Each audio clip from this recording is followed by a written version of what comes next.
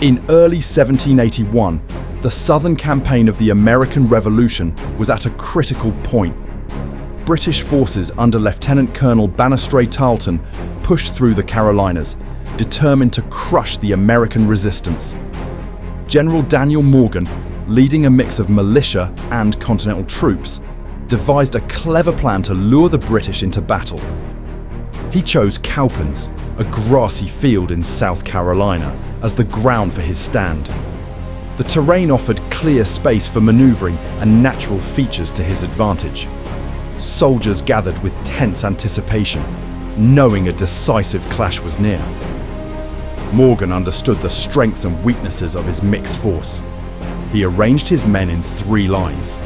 The front made up of sharpshooters, the second of militia expected to fire a few volleys before retreating, and the third of disciplined Continental troops ready to hold firm.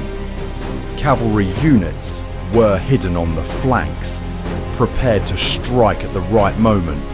His plan relied on deception, drawing the British forward into a trap. Soldiers rehearsed their roles, knowing that timing and discipline would decide their fate once Tarleton's aggressive troops arrived at Cowpens. At dawn on January 17, 1781, Tarleton drove his British troops hard toward Cowpens, confident of a swift victory. His men marched quickly, drums beating, bayonets fixed, and cavalry riding alongside. The British believed they would scatter the Americans in a single charge. As they neared the open field, the morning mist lifted to reveal Morgan's carefully arranged lines.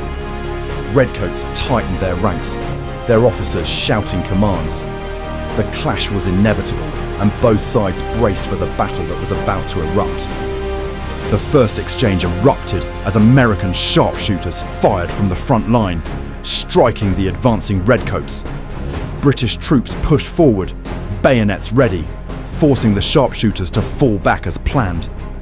The militia fired their volleys, smoke and sound tearing across the field, then retreated in an orderly withdrawal.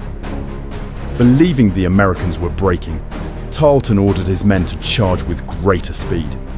The British pressed on, unaware that they were being drawn deeper into Morgan's trap. Believing victory was within reach, the British surged across the field.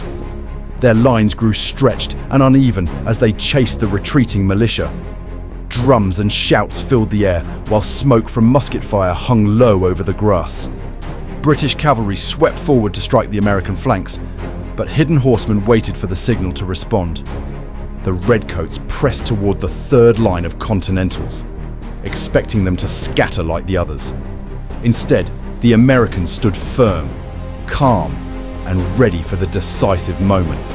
As the British closed in, the Continental line unleashed a disciplined volley that tore through the advancing ranks. Redcoats staggered, surprised by the sudden resistance. Morgan ordered his men to hold, then fire again in perfect unison. At that moment, the hidden American cavalry charged from the flanks, slamming into the British horsemen and infantry. The battlefield erupted in chaos as the British attack lost its momentum. For the first time, Tarleton's troops hesitated, realizing they had been drawn into a trap. Panic spread through the British ranks as the Americans pressed their advantage. Surrounded on multiple sides, Redcoats tried to regroup but found themselves trapped.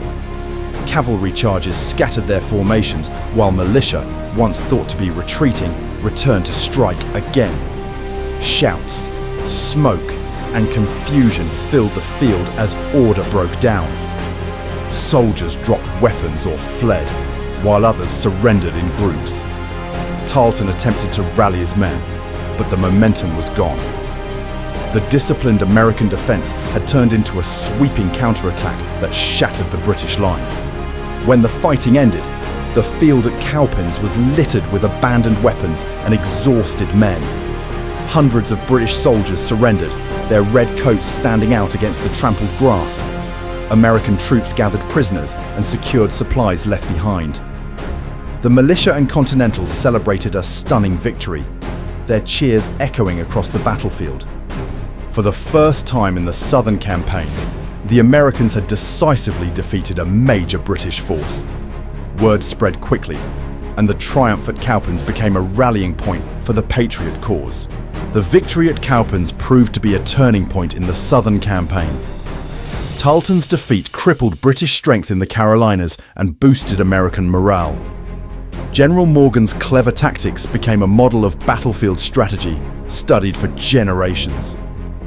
News of the triumph spread north, inspiring patriots and weakening loyalist support. The success at Cowpens helped pave the way for further victories, eventually leading to Cornwallis's surrender at Yorktown. What began as a clever plan on a grassy field became one of the most celebrated American victories of the Revolution.